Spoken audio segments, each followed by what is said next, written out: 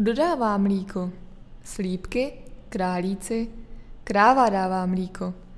A moje babička s dědečkem mají krávu. Každý den brzy ráno jdou pokludit. Babička přichystá stroj, nastrouhá řepu, udělá šrot a děda mezi tím snese z hůry seno a plácá mouchy. Až tu krávu pokludí, mlíko se dá do velkého hrnce se studenou vodou chladit. Musí se občas promíchat a odebere se pěna. Potom ho babička důkladně scedí do smaltovaného kanistru a strčí do lednice. Když si někdo přijde pro mlíko, co by chodil do obchodu, babička mu odlije do konvičky.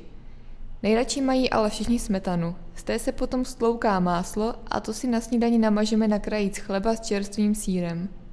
A když mlíko skysne, máme kišku nebo babička udělá tvaroh. Zbude syrovátka a v té se dá i koupat. A kakao, to nejlépe chutná od babičky. A když uvaří ovesnou kaši nebo krupicu, tu taky dělá nejlepší. A v neděli odpoledne se vždycky zadělá na koláče nebo povidlové buchty. Ty sníme ještě za tepla a pak je nám zle. Když se děda večer vrátí od kříže s Vojtěškou, babička už se zase chystá do chlíva.